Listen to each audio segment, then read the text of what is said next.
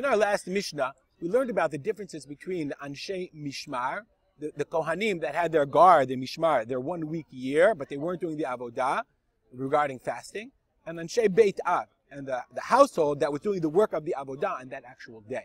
Our Mishnah is going to continue. So once we're talking about Anshe Mishmar and Anshe Beit Av, so we have other halachot that are relevant to Anshe Mishmar and Anshe Beit Av that are not concerned with lavga Beit Taanit kind of barteners. We're not talking about a Taanit.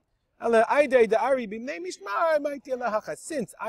we're talking about the people of the Mishmar, the Mishnah decided fit to bring these halachot. Says the Mishnah, Anshe Mishmar mutarim dishtot yain balilot. Remember that Anshe Mishmar, it's their week, but they're not doing avodah at night. They didn't do avodah during that day. So they are allowed to drink wine balilot. It is absolutely prohibited to drink and then go into the avodah. Okay, but let's say night came, so they're allowed to drink wine balilot, avalo bayamim, but not during the day.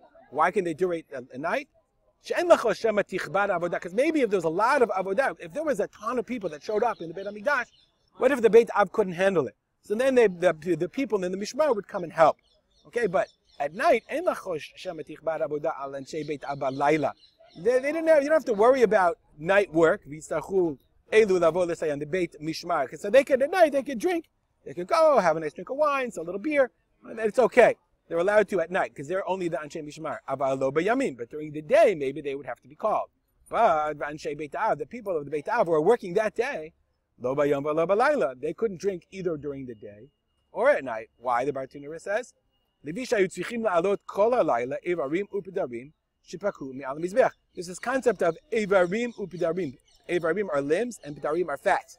When they offered the avodah, when they offered the korbanot to the Beit Hamikdash, so the korban, basically what they would bring on the mizbeach, on the altar, they would slaughter the animal and they would pour the blood on the yisod, or they would pour the blood wherever it was, and then they would offer just certain parts of the animal that had to be offered immediately, and then they would rest. The rest, let's say it was a korban olah, they couldn't burn the mizbeach, couldn't handle all that meat during the entire day. So they would leave the fats, and they would leave many of the Eivarim, the Ptarim and the Eivarim, the limbs, they would leave them on the side, and they would spend all night burning them. So who had to do all that work?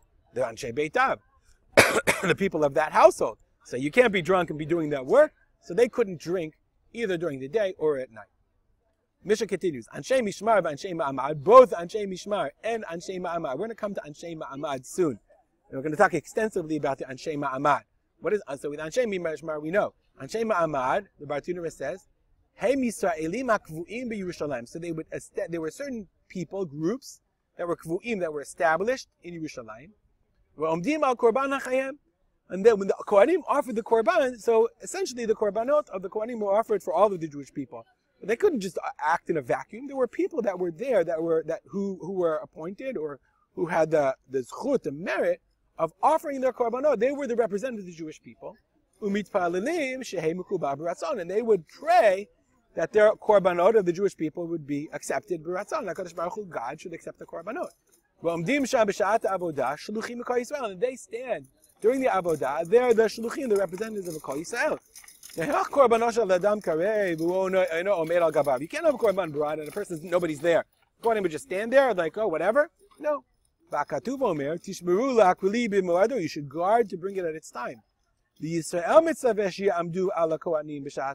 the Jewish people were commanded that they would be la'amod. They would stand with the Kohanim at the time of the avodah. That's called Anshe Ma'amad. Okay, and it was a big schud. You wanted to be an Ish Ma'amad. You wanted to be representative of the Jewish people in the Beit Hamikdash. What a schud, what a merit. Anyway, so the Anshe Mishmar, the Kohanim, Anshe Mishmar, and the Anshe Ma'amad, Asurim Milisaper Ulchabes. They couldn't take a haircut or wash their clothes during the week of the Mishmar. Why? But ubechamishi mutarin b'pnei kavod Shabbat. But on Thursday they were allowed to wash their clothes and they were allowed to take a haircut. Why should they do that? Why?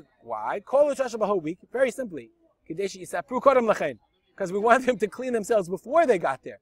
You can't get there and like, oh, I stink. Oh my God, got to get a haircut. My clothes are not clean. You're going to do something significant. You're going to do avodah. You're going to be part of the Beit Hamikdash. Prepare yourself before. But on Thursday they can do it. Because people would take haircuts and wash their clothes on Thursday. You don't make them wait because of the torah, because of the tircha, because of the hardship. you don't make them wait to do Shabbat to do on Friday. So that we make them the entire week, you couldn't do it because so they would do it beforehand. But Erev Shabbat, already on Thursday, you can already do your preparations for Shabbat. Stop here, dedicate our learning to the memory of my father, Rav Simcha Kalman, and as always, you can find all these Mishnayot on mishnah.co. Have a good day.